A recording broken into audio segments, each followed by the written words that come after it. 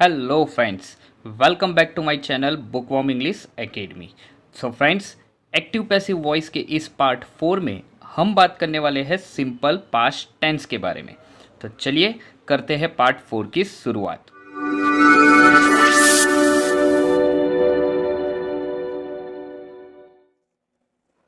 तो फ्रेंड्स, अब आगे बढ़ते हुए हम बात कर रहे हैं सिंपल पास्ट टेंस। अब प्रेजेंट टेंस हमने देख लिया है, उसी तरह से अब हम पास्ट टेंस देख रहे हैं। सिंपल सा एक लॉजिक आपको यहां पर लगाना है, ठीक है। जहां पर हमने सिंपल प्रेजेंट टेंस में जहां पर हमने डू डज का प्रयोग किया था, वहां पर अब हम किसका प्रयोग करने वाले हैं? डिड का प्रयोग करने वाले हैं। और जहां पर एम इज आर था, वहां पर अब हम क्या यूज करेंगे? वॉज वर यूज करेंगे फ्रेंड्स। तो देखते हैं किस तरीके से सेंटेंस पैटर्न बनती है। सिंपल पास्ट टेंस है, ठीक है। अब केवल पास्ट टेंस की यहां पर बात हो रही है। इट मीन्स यहां पर जो वर्ब आएगा वो कौन सा वर्ब आएगा? V2। It means past form आएगा, ठीक है। तो सबसे पहले पॉजिटिव सेंटेंस होता है तो क्या होता है कि सब्जेक्ट होता है, V2 होता है, ऑब्जेक्ट होता है एंड अदर वर्ड्स होता है। इट मीन्स जहां पर V1 यूज होता था, अब हम वहां पर क्या यूज करने वाले हैं? V2 यूज करने वाले हैं। इट मीन्स यहां पर जो एक्शन है वो ऑलरेडी हो चुकी है। तो उसका जब हम पैसिव में चेंज करते हैं तब ऑब्जेक्ट आगे आता है और वहां पर क्या लग जाता है? वॉज वर लग जाता है फ्रेंड्स। उसी तरह नेगेटिव में जहां पर हम डू डज यूज कर रहे थे, वहां पर अब हमें क्या यूज करना है? केवल डिड यूज करना है। सेम उसी तरह इंट्रोगेटिव सेंटेंस अगर आपके पास है तो वहां पर भी डिड से शुरू होता है सेंटेंस और कहां पर खत्म होता है? क्वेश्चन मार्क पे खत्म होता है। क्वेश्चन वाले जो सेंटेंस होते हैं, WH क्वेश्चन, जैसे हमने आगे भी बात की थी कि हु के अलावा जितने भी क्वेश्चंस होते हैं वो सभी WH क्वेश्चन की यहाँ पर बात हो रही है कि वो WH क्वेश्चन आपको जब पैसिव में चेंज कर रहे होते हैं तो पैसिव में भी वो कैसा रहता है? सेम रहता है। तो जहां पर डू डज था वहां पर हमने क्या लगा दिया है? डिड लगा दिया था। और जहां पर एम इज आर था वहां पर हमने क्या लगा दिया है? वॉज वर लगा दिया है फ्रेंड्स। सेम हु की जो सेंटेंस पैटर्न है उसमें भी जो V1 आता था उसकी जगह V2 आएगा। तो देखते हैं किस तरीके से इस सेंटेंस पैटर्न से हम ये जो सेंटेंसेस है उसे सॉल्व करते हैं फ्रेंड्स। देखना, पहला एग्जांपल क्या है? The policeman caught the thief. It means यहां कहने का मतलब ये है, यहां पर सबसे पहले हमें क्या आइडेंटिफाई करना पड़ेगा? सब्जेक्ट आइडेंटिफाई करना पड़ेगा, वर्ब आइडेंटिफाई करना पड़ेगा एंड ऑब्जेक्ट आइडेंटिफाई करना पड़ेगा। तो यहां पर सबसे पहले सब्जेक्ट क्या है? द पुलिसमैन, वो क्या हो जाएगा? सब्जेक्ट हो जाएगा। कॉट, आप यहां पर देख सकते हो कि ये कॉट, ये V2 है, ठीक है। अगर V1 होता तो क्या होता? कैच होता। और पुलिसमैन है थर्ड पर्सन सिंगुलर, तो यहां पर क्या लग जाता? S और ES लग जाता। तो the policeman catches the thief. तो यहां पर कॉट दिया है तो वो V2 है एंड द थीफ वो क्या हो जाएगा? हमारा ऑब्जेक्ट हो जाएगा। तो अकॉर्डिंग टू द रूल, जो एक्टिव वॉइस का जो सब्जेक्ट है वो पैसिव वॉइस में ऑब्जेक्ट बनेगा और एक्टिव वॉइस का जो ऑब्जेक्ट है वो पैसिव वॉइस में क्या बनेगा? सब्जेक्ट बनेगा। तो सबसे पहले हम इसे सब्जेक्ट बनाते हैं, द थीफ, राइट। अब आप यहां पर सेम चीज यहां पर भी देख सकते हो कि ये सब्जेक्ट था, V2 था, ऑब्जेक्ट था। यहां पर अदर वर्ड्स नहीं था। आगे सेंटेंस है उसमें हम देखेंगे कि वहां पर आपको अदर वर्ड्स देखने को मिलेगा। तो सबसे पहले हमने क्या लगाया है? ऑब्जेक्ट लगाया है। अब यहां पर हेल्पिंग वर्ब नहीं है, तो हेल्पिंग वर्ब हमें कैसे देखकर आइडेंटिफाई करना है कि यहां पर अगर V1 है तो हम यहां पर क्या लगाएंगे? एम इज आर लगाएंगे। यहां पर ये V2 था, इसीलिए अब हम क्या लगाएंगे? वॉज और वर लगाएंगे। और वॉज और वर किस तरीके से लगता है कि आगे जो सब्जेक्ट है उसे आइडेंटिफाई करके हमें रखना है यहां पर।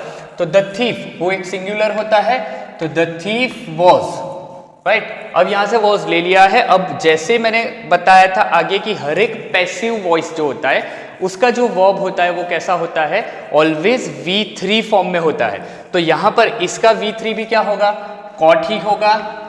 तो हम यहां पर सेम लगा देंगे, द थीफ वॉज कॉट, क्या लगाना है? By the policeman. तो ये हो गया आपका पैसिव वॉइस।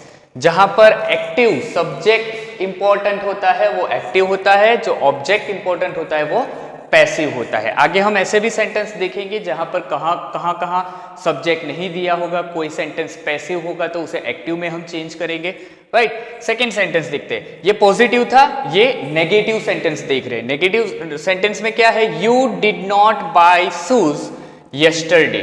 अब सबसे पहले उसकी जो सेंटेंस पैटर्न है उसके हिसाब से हम देख लेते हैं कि यू यहां पर क्या है, सब्जेक्ट है, ठीक है। तो यू सब्जेक्ट हुआ, ये डिड नॉट हेल्पिंग वर्ब हुआ, बाय वो एक वर्ब है, शूज वो ऑब्जेक्ट है, एंड यस्टरडे वो क्या है, अदर वर्ड्स है। तो अगर आप यहां पर ध्यान से देख रहे हो तो आपको देखने को मिलेगा कि सबसे पहले सब्जेक्ट है, उसके बाद डिड नॉट V1, तो सब्जेक्ट डिड नॉट V1 ये मेन वर्ब है। अब आप ऐसा सोचोगे कि यहां पर सर ने V2 बोला था, तो यहां पर V1 कैसे आया। तो यहां पर V1 कैसे आता है, जब भी किसी सेंटेंस में आप डू, डज, डिड ये हेल्पिंग वर्ब यूज करते हो तो उसके फॉलो में जब वर्ब जो आता है वो कैसा आता है, ऑलवेज मेन वर्ब आता है।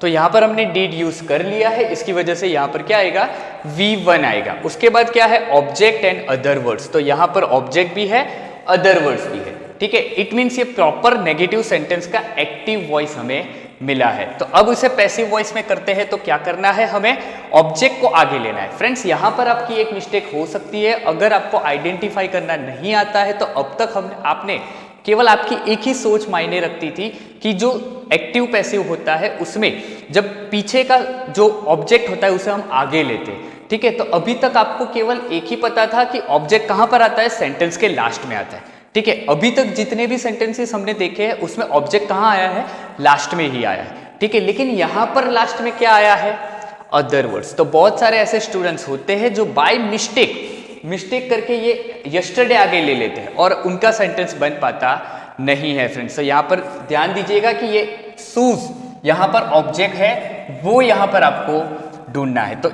अब ये जो शूज है वो हम आगे लेंगे, शूज, राइट, क्योंकि ऑब्जेक्ट हमें आगे लेना था, यहां से हमने ऑब्जेक्ट आगे ले लिए हैं, ठीक है। तो शूज, अब shoes singular plural, shoes singular है या प्लूरल है। अब देखना, एक शूज है तो उसे हम शू कहते हैं, लेकिन दो होते हैं उसे हम शूज कहते हैं, लेकिन पहने जाते हैं एक ही पैर में, इसीलिए अब यहां पर देखना शूज, अब ये ऑब्वियस है, यस लगा है तो वो क्या हो जाएगा, प्लूरल हो जाएगा, तो शूज वर, राइट। शूज वर क्या लगाएंगे, नॉट लगाएंगे, नॉट, बाय है V3, बाय का V3, बॉट, तो shoes were not bought by किससे, यू। अब यहां पर आपको केवल यस्टरडे का यस्टरडे रखना है। डायरेक्ट इनडायरेक्ट स्पीच में अगर आपने देखा होगा तो यस्टरडे का चेंज होता है, यहां पर चेंज होता नहीं है। तो shoes were not bought by you yesterday. Friends एक चीज ध्यान में रखना कि आप कंफ्यूज ना हो जाओ रूल्स में, डायरेक्ट इनडायरेक्ट के रूल्स अलग है और एक्टिव पैसिव के रूल्स अलग है। जब दोनों एक साथ में आपको याद रखने होते हैं तो ये थोड़ी बहुत सी मिस्टेक आप कर लेते हो, ठीक है। आगे देखते हैं, did Rekha wash clothes yesterday. अब ये सेंटेंस कैसा है, इंट्रोगेटिव सेंटेंस है जो हेल्पिंग वर्ब से शुरू हुआ है।